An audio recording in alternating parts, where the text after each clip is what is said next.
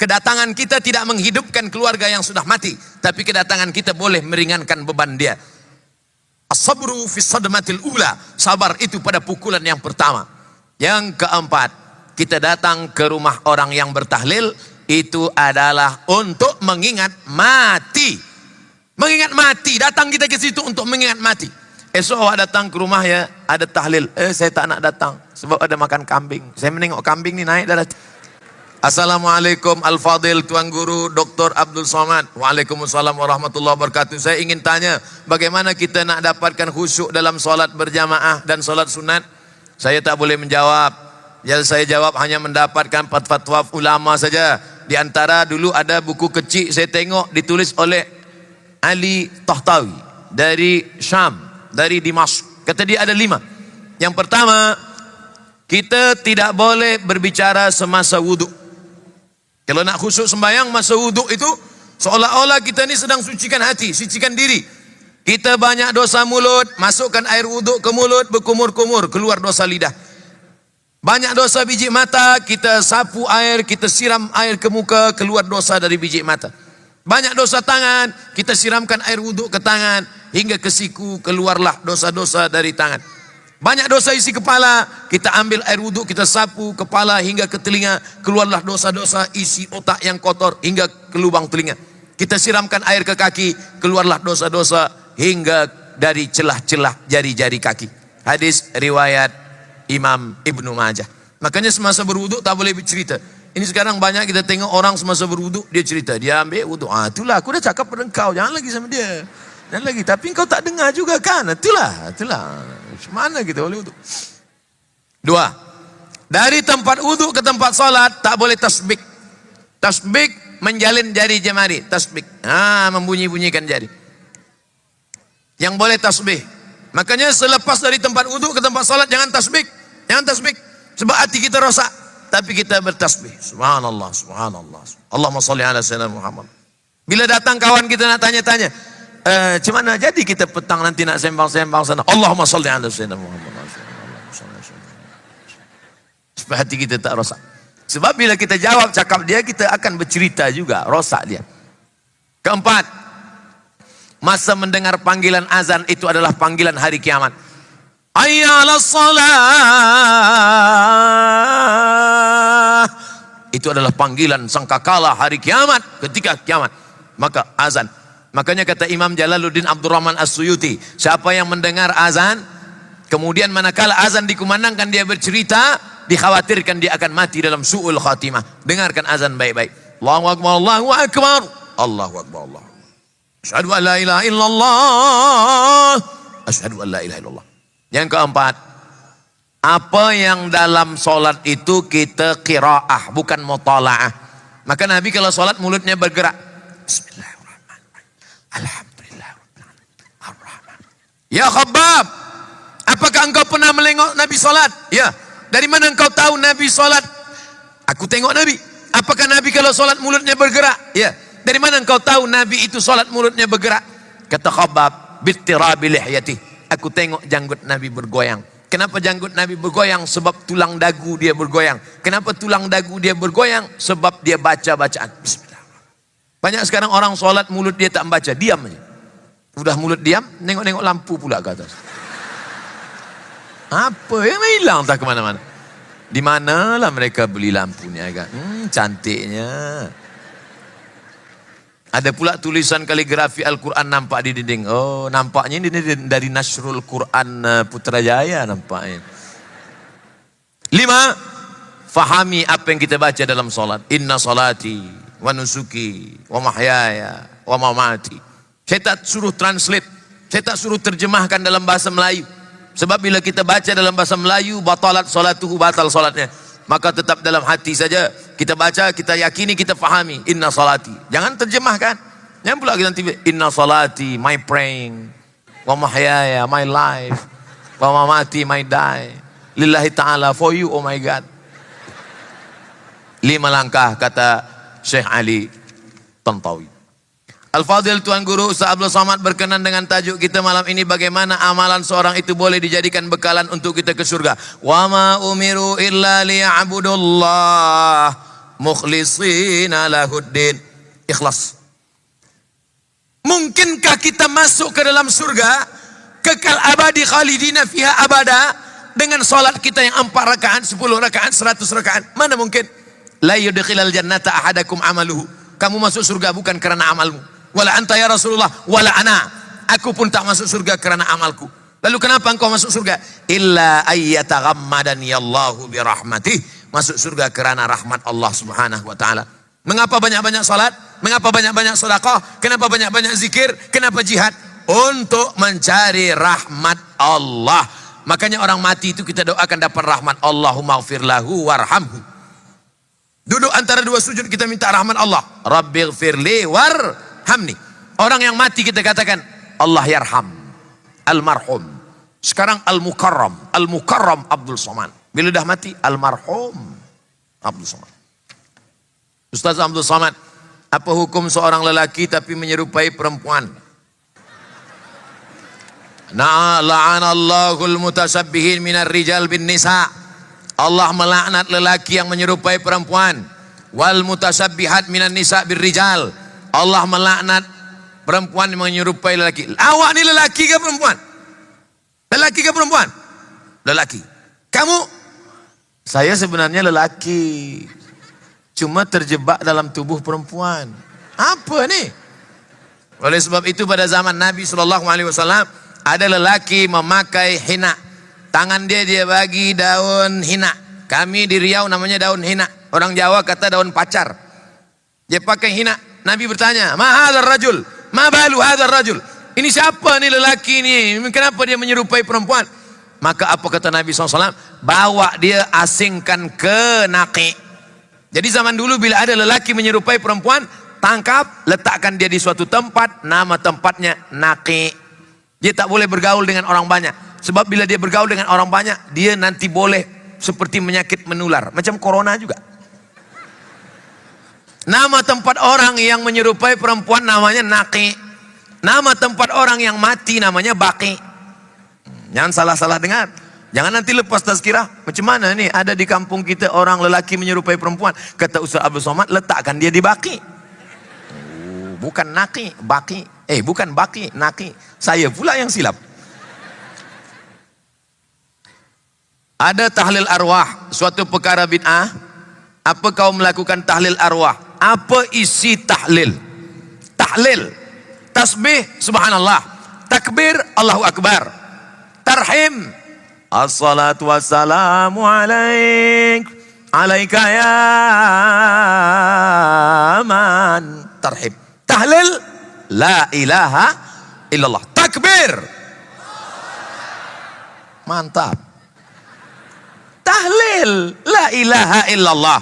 Man halala sab'ina marratan.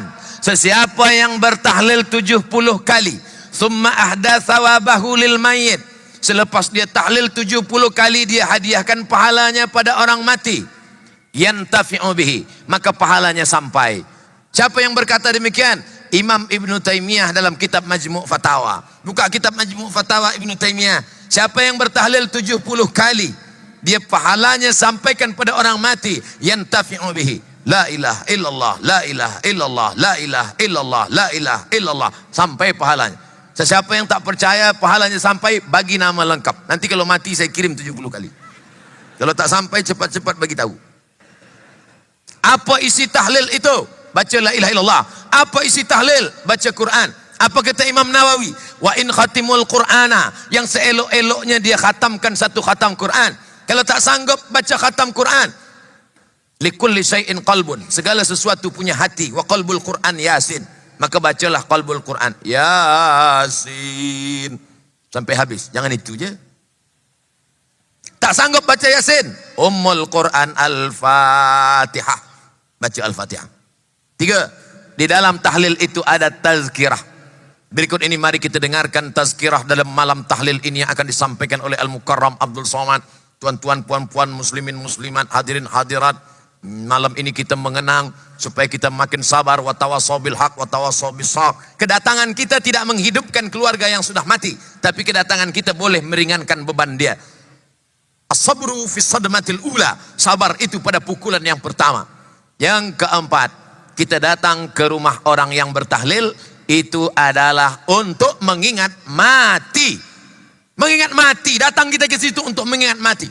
Esok awak datang ke rumah ya, ada tahlil. Saya tak nak datang sebab ada makan kambing. Saya menengok kambing ni naik darah tinggi saya. Bukan masalah makan, kita datang nak ingat mati. Yang kelima, bersedekah makanan. Ummi matat, mak saya mati. Afa atasaddaqu anha. Kalau saya bersedekah, sampaikah pahalanya pada orang mati? Kata Nabi, sampai. Jadi kalau ada orang mengatakan sedekah tahlil tak sampai, Nabi mengatakan sampai. Ayu sedekatu afdal. Apa sedekah yang paling baik? Saqlul ma, memberi air minum. Air minum aja sampai, apalagi teh tarik. Sampai. Oleh sebab itu kalau ada mengatakan tak sampai, maka dalil-dalil mengatakan sampai. Kenapa mesti 7 malam? Dalam Quran tak ada, dalam hadis Nabi tak ada, fatwa sahabat Nabi tak ada. Tapi kata Imam Atta dari kalangan tabi'in ada. Orang yang meninggal dunia itu diuji kuburnya 7 hari 7 malam. Maka dianjurkan untuk meringankan ujiannya bersedekah ahli bait keluarganya 7 hari 7 malam. Maka yang paling elok 7 hari 7 malam kita pergi ke rumah anak yatim. Tuan pengetua rumah yatim, berapa anak yatim di sini? Ada 100 orang. 100 orang anak yatim di sini saya tanggung makannya 7 hari 7 malam. Lagi bagus. Jadi awak nak tanggung makan dia 7 hari 7 malam. Saya tanggung makan dia 7 hari 7 malam. Semuanya? Enggak, 3 orang aja. Kita tak ada duit banyak. Ustaz, apa hukum seorang lelaki? Apa hukumnya? Jelaskan pada kami apa hukum kalau tak ikut 4 mazhab.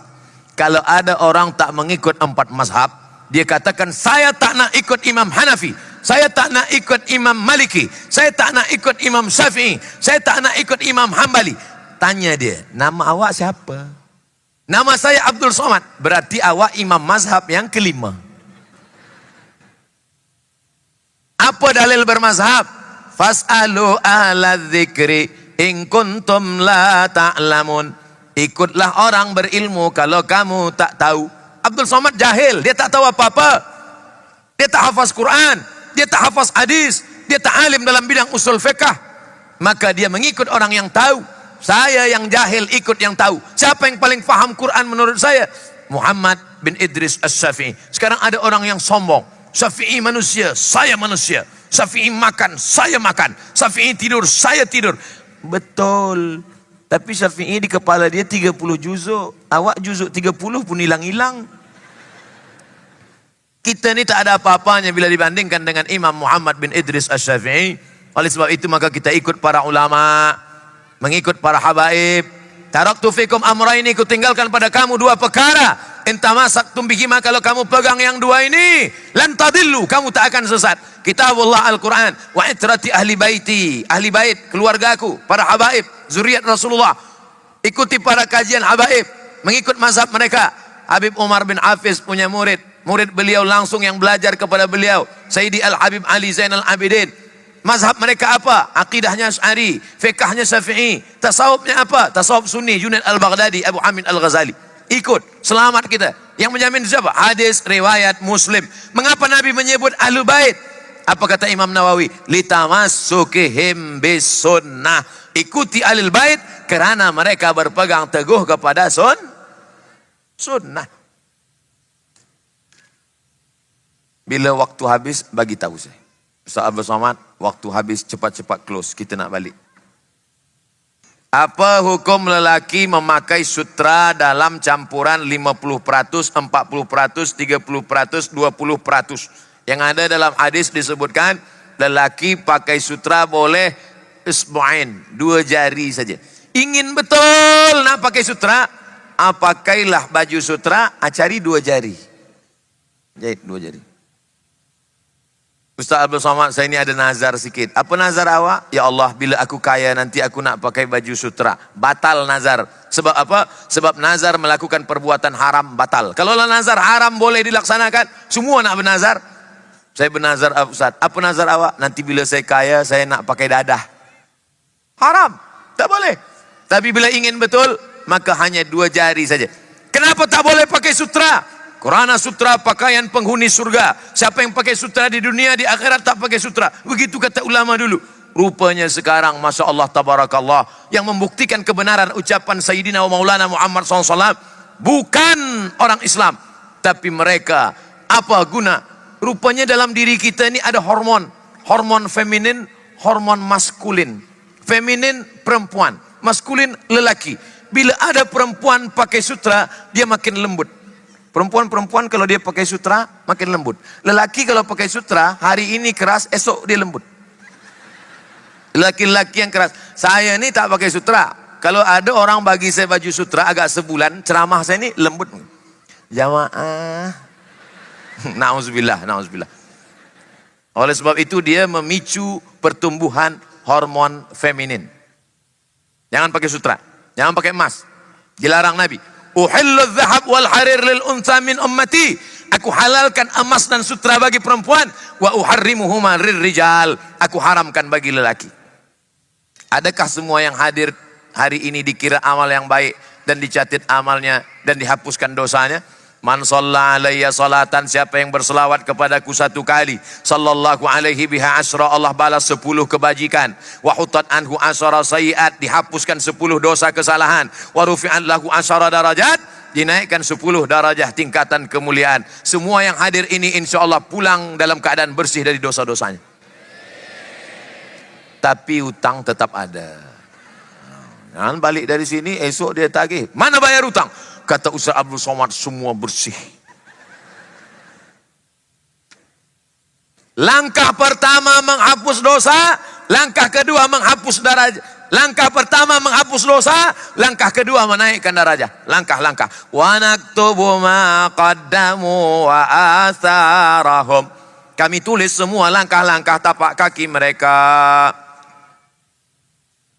Semua manusia pernah melakukan dosa kecil dan besar. Bagaimana cara yang Allah terima taubat kita sebagai hamba Allah? Syarat taubat kata Sayyidina Abdullah bin Abbas ada 3. Yang pertama an-nadamu fil qalbi, menyesal dalam hati.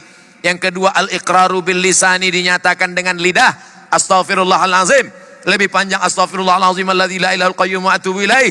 Yang lebih panjang Allahumma anta rabbi la ilaha illa anta khalaqtani wa ana abduka wa ana ala ahdika wa wa'dika masata'tu. A'udzubika min syarri ma sana'tu. Abu'u laka bi ni'matika alayya wa abu'u bi dzambi faghfir li fa innahu la yaghfiru dzunuba illa anta. Kalau tak hafal gerak-gerakkan aja mulut. Pertama menyesal dalam hati. Yang kedua diucapkan dengan lisan lidah.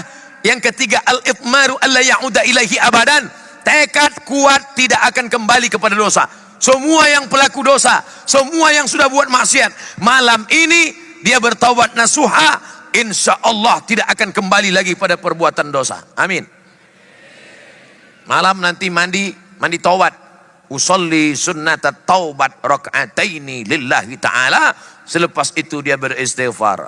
Astaghfirullah Rabbal baraya, astaghfirullah minal khataya. Lagi menangis lagi elok. Ya Allah. Cuma kadang orang di tengah malam sendiri dia tak menangis. Tapi bila beramai-ramai, berzikir ramai, baru dia menangis. Selesai zikir orang tanya, awak tadi menangis? Iya. Kenapa menangis? Aku tengok kanan menangis, kiri menangis. Tak sedap kalau tak menangis, aku nangis pula. Apalah ni?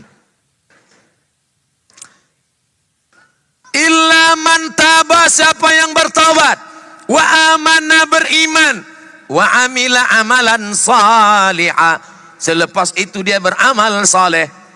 Apa yang dibalas Allah? Ulaika, mereka itu, yubaddilullahu sayyiatihim, Allah ganti semua dosa-dosa mereka, keburukan-burukan mereka semua diganti Allah hasanat. Bukan setakat ditutup Allah, tapi diganti Allah dengan kebaikan. Allahumma rzuqnal istiqamah, berikan kami istiqamah ya Allah. Allahumma rzuqnal husnul khatimah, berikan kami mati dalam keadaan husnul khatimah.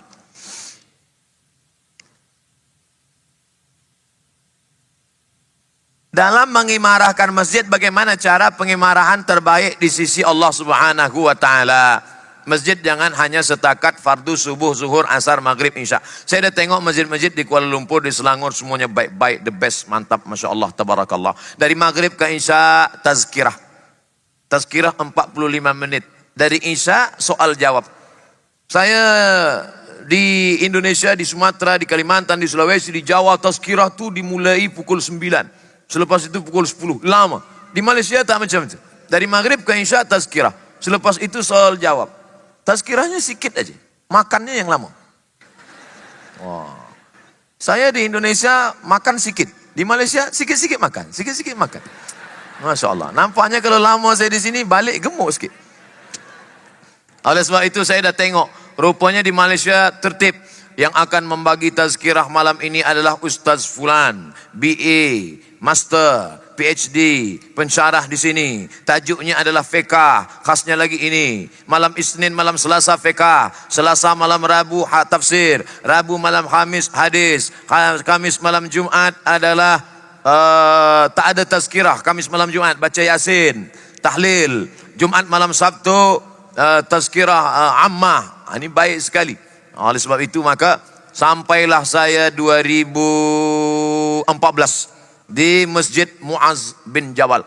Masjid Muaz bin Jabal hadiri maulid bersama Al-Habib Ali Zainal Abidin. Lama saya tengok, bilalah saya boleh duduk dekat dengan Habib Ali ini. Dikabulkan Allah Ta'ala. Malam ni saya bersama dengan beliau. Masya Allah, tabarakallah. Jadi saya ke Malaysia ini adalah doa-doa yang lama dikabulkan Allah. Cuma doa kabulnya agak lama sikit. Oleh sebab itu jangan pernah berhenti berdoa. Doa silahul mu'min, doa senjata orang yang beriman. Bagaimana institusi kekeluargaan dalam menjamin semua masuk ke dalam surga Allah Subhanahu wa taala? Alhaqna bihim dzurriyyatahum. Kalau ada seorang yang baik, dia didik anak-anaknya dengan baik, maka nanti kata Allah, alhaqna bihim dzurriyyatahum. Kami akan membuat dia bersama di dalam surga. Jangan pernah takut tak berjumpa dalam surga. Ustaz Abdul Somad, nanti saya di surga berjumpa tak dengan Ustaz Abdul Somad? Datang seorang berkulit hitam, budak, hamba sahaya, miskin, susah. Dia memeluk Nabi dengan kuat kulitnya hitam. Apa kata Nabi SAW? Al-mar'u ma'aman ahab. Orang akan bersama dengan siapa yang dia cintai. Man ala thalatha banatin, siapa yang mendidik 3 anak perempuan. Fa'addabahunna, dia didik dengan baik. Wa zawwajahunna, dia nikahkan dengan orang baik-baik. Wa ahsana ilaihinna, dia buat baik sampai mati. Falahul jannah, maka dia akan masuk surga. 3 anak perempuan, didik dengan baik, masukkan tahfiz Quran, ajarkan akidah Quran hadis, masukkan dalam sekolah-sekolah agama, mati insya Allah masuk ke dalam surga. Amin. Ya Rasulullah, bagaimana kalau anak yang perempuan itu 2 saja? 2 pun masuk surga juga, kata Nabi SAW. Bagaimana kalau 1? 1 tak ada, dia cakap 2 saja. Maka bagi yang 1 tambah 1 lagi. Habis. Itulah tazkirah kita malam ini. Sudikah tuan puan datuk datin memaafkan silap salah Al-Fakir Abdul Somad? Dah, jangan lupa minta maaf. Sebab kita ni banyak silap salah. Likulli bani Adam khata'un wa khairul khata'ina tawwabun. Sebaik-baik orang yang bersalah adalah minta maaf. Di akhir majlis yang dihadiri oleh orang-orang baik-baik, ulama-ulama, habib, maka kita mohon kepada Allah ala hazin niyah wa kulli niyatin salihah. Al-Fatihah. A'udzu billahi minasy syaithanir rajim. Bismillahirrahmanirrahim. Alhamdulillahi rabbil alamin. Arrahmanir rahim. Maliki yaumiddin. Iyyaka na'budu wa iyyaka nasta'in. Ihdinas siratal mustaqim. Siratal ladzina an'amta 'alaihim ghairil maghdubi 'alaihim waladdallin. Amin. Allahumma shalli ala sayyidina Muhammad wa ala ali sayyidina Muhammad. Allahumma inna natawassalu ilaika bi jahi nabiyyika Muhammad sallallahu alaihi wasallam wa alihi at-tayyibin at-tahirin an tuyassir lana umurana. Mudahkan segala urusan kami ya Allah, umur dunia wal akhirah, urusan dunia dan akhirat. Wa tufarrij kurubana, lepaskan kami dari segala masalah hidup dan mati. Allahumma ja'alna bana'ana wa banatina minas salihin was salihat. Jadikan anak-anak kami anak yang saleh dan salihah, min huffazil Quran wal hafizat, mencari para penghafal Al-Quran, minal mujahidina fi sabilik bi amwalihim wa anfusihim, menjadi orang yang menolong agamamu dengan harta dan nyawa mereka. Wa adkhilnal jannata ma'al abrar, masukkan kami ke dalam surgamu bersama orang yang baik-baik.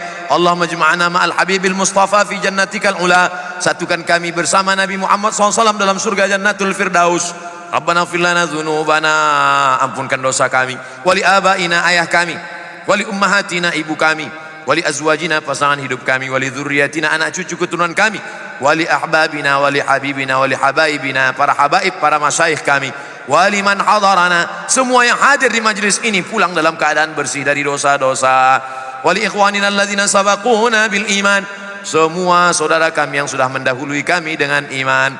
Rabbana khatim lana bi husnil khatimah wa la takhtim alaina bi su'il khatimah. Wa sallallahu ala sayyidina wa maulana wa syafi'ina wa dhukhrina Muhammad wa ala alihi wa sahbihi wa sallam walhamdulillahi rabbil alamin. Taqabbalallahu minkum.